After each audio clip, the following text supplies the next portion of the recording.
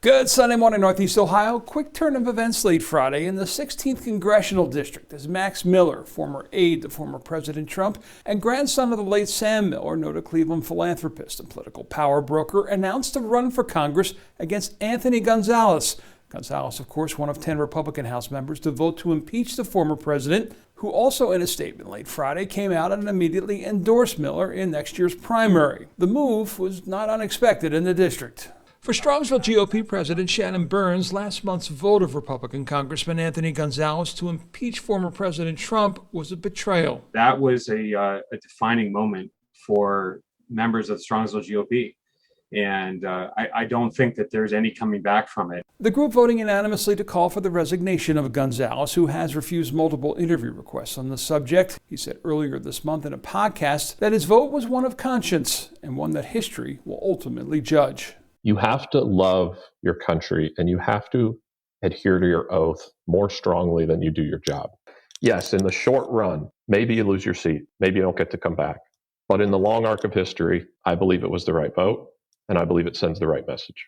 Well, tomorrow marks the first day of March. A month and a year ago felt like it never wanted to end. The pandemic, of course, forced all of us to look at how we do things differently, and that's true especially at the state when it comes to elections, something they're still trying to figure out.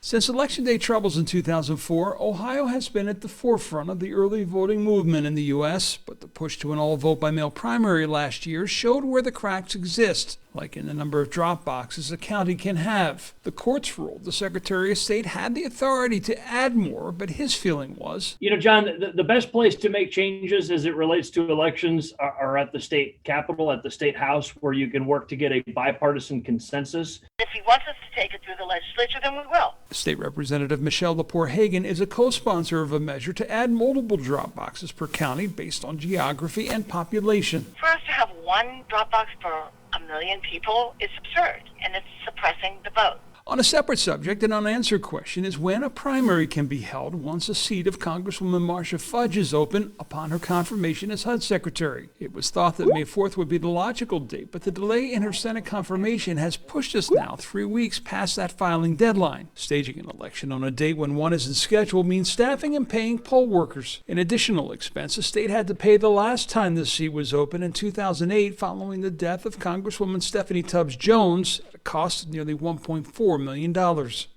And it looks like we may have to end up going that route because the earliest a confirmation vote for Marcia Fudge could occur would be this week or next.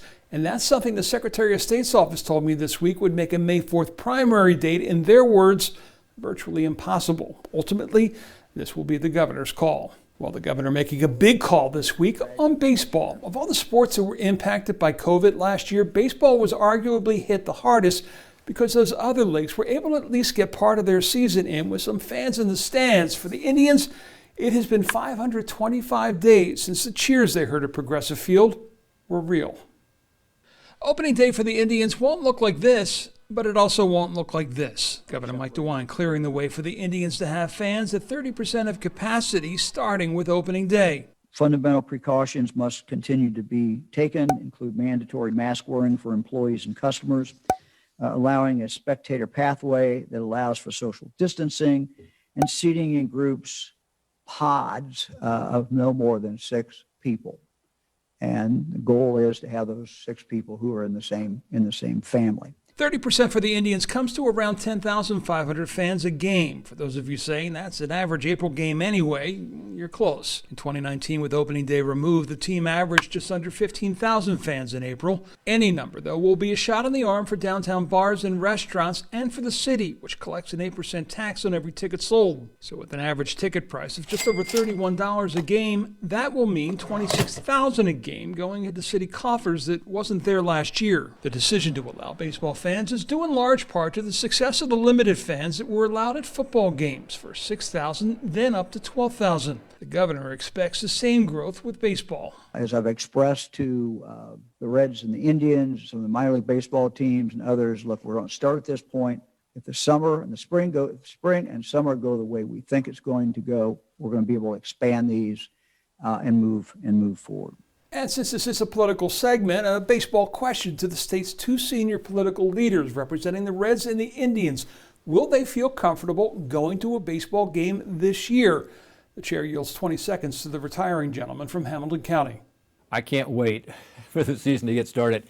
I hope that it'll be done safely. I think it can be.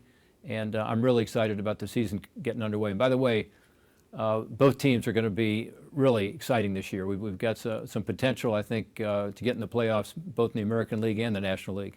And we extend the same 20 seconds on the same question to the state senior senator from Cleveland. I don't know. I probably won't go until a little later. I'm more cautious. I'm not 40 years old. My wife has asthma. I assume by late summer we'll go to some games, but I'll be watching on TV. Although I'm now boycotting them because they traded Lindor. But by opening day, I will have forgotten that and just been a fan again.